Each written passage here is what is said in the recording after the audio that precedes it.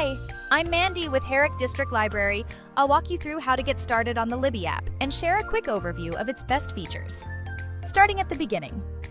What is Libby? Libby is an app that allows library users to borrow eBooks, audiobooks, and magazines. It's compatible with e-readers like Kindle, as well as smartphones, tablets, and PC web browsers.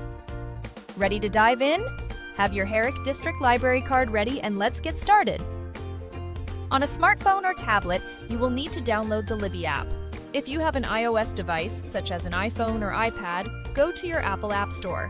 Android devices will do the same in Google Play. Amazon Fire tablet users will go to the Amazon App Store.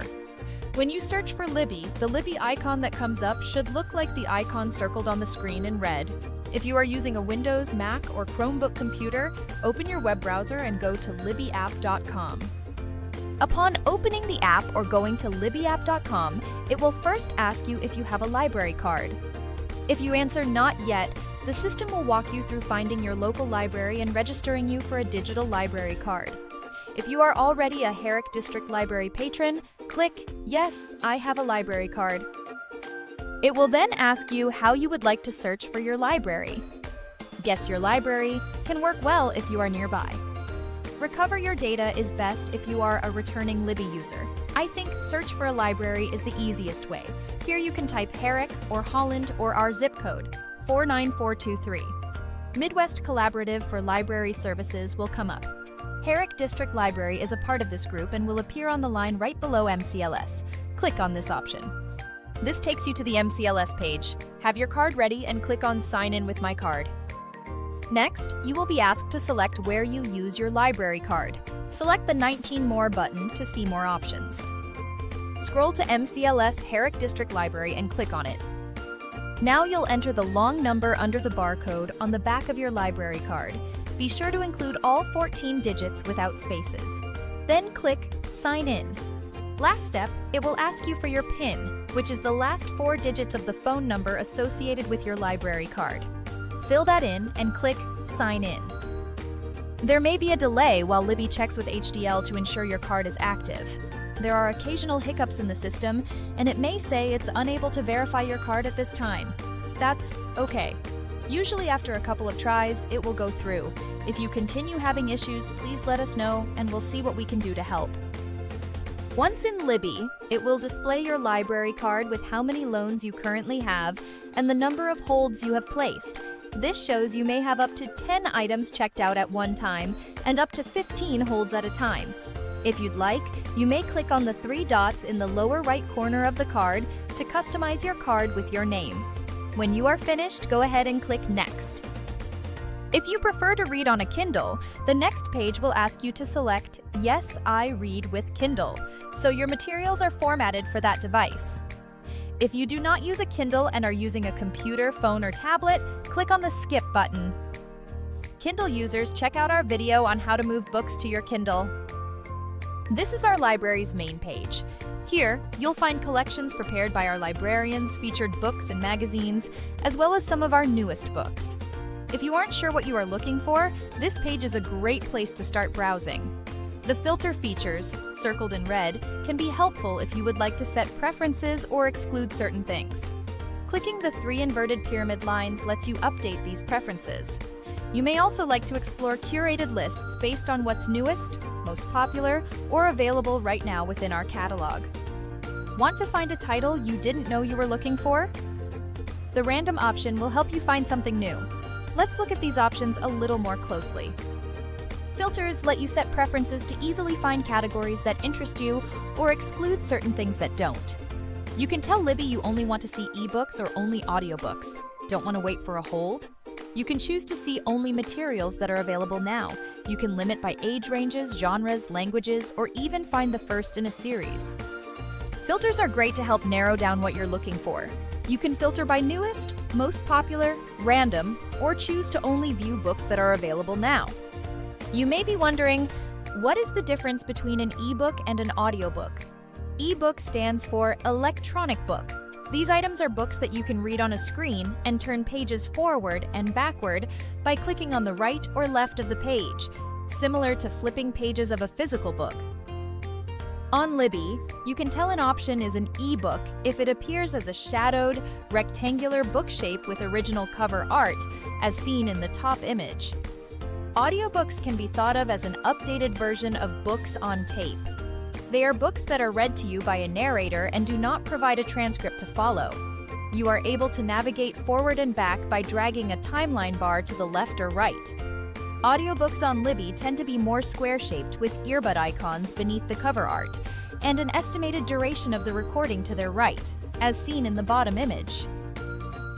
Now let's take a look at the menu bar at the bottom of your screen.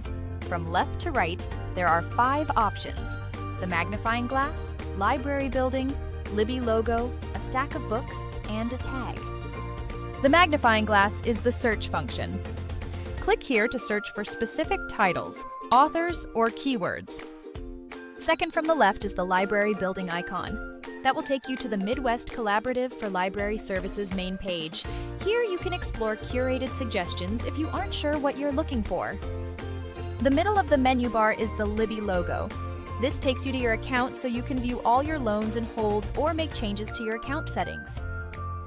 Icon 4 is the stack of books. This is your personal bookshelf. Here you can see your loans, holds, a timeline of books read over time, and any notices requiring your attention. The final icon is a tag. Tags are used to save an item as a reminder to come back to later.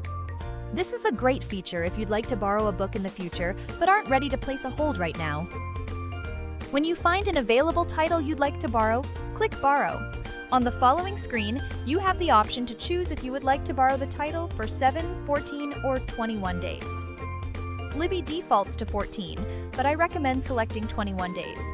If needed, you may have the option to renew the loan if there isn't a waitlist, but selecting 21 days upfront ensures that loan time. Then click the maroon Borrow button to confirm. From there, you can choose to begin reading by clicking Read With, or continue browsing for another book. If you finish with time to spare, it's always nice to click on Return Early to advance it to the next patron in the queue.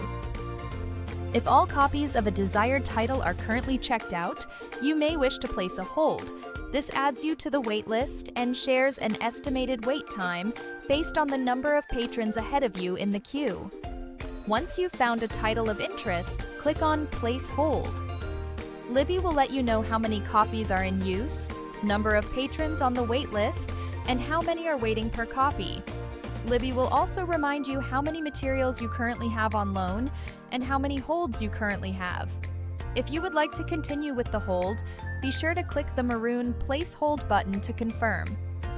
If you change your mind and would like to cancel a hold, navigate to the stack of books in your menu bar. This takes you to your bookshelf. Once there, click on Holds, locate the title you would like to manage, and click on Manage Hold. Here, you have the option to suspend or cancel your hold.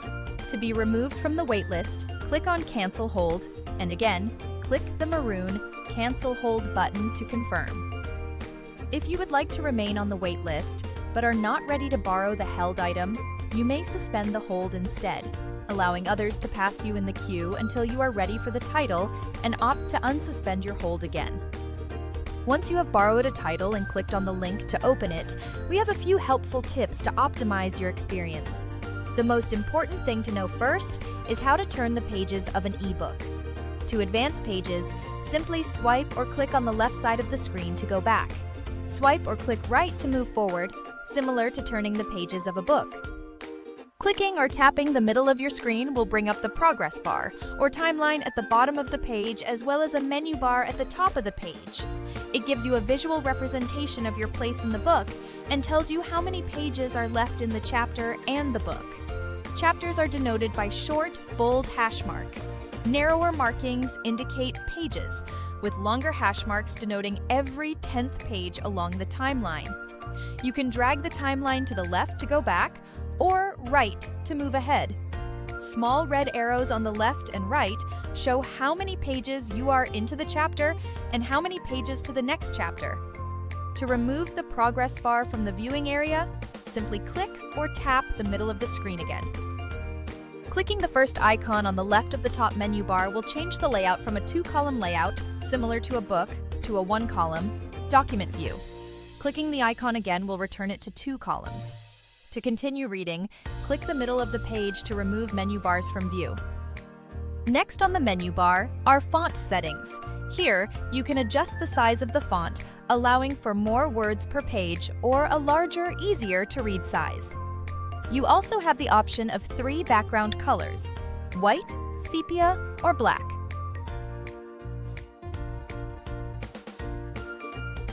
The magnifying glass allows you to search for keywords throughout the text. Enter a keyword, click the magnifying glass, and all entries will pop up. Clicking on a selected entry will take you to that page in the text. The ribbon icon on the right of the menu bar is a bookmark. Libby automatically opens your materials to where you ended your last session, so there is no need to bookmark your page when closing the app. But bookmarks and highlights are convenient if you'd like to flag a passage to return to later and can be used at a click of this icon. If you finish a book before it's due, you can return it early. To do this, click on the stack of books on the menu bar, which will take you to your bookshelf. Click into your loans. Then click on Manage Loan. Click on Return Early, then be sure to click the maroon Return Loan button. If you are not able to finish your material before the due date, you may be able to renew the loan in your Manage Loan section if no waiting list exists. If you are ready to return your item on the return date or are unable to renew your loan, no action is required. The title will automatically be returned and will no longer appear on your bookshelf. Thank you for watching Herrick District Library's Get Started with Libby video. If you have any questions, feel free to stop in or call the library for assistance. Happy reading!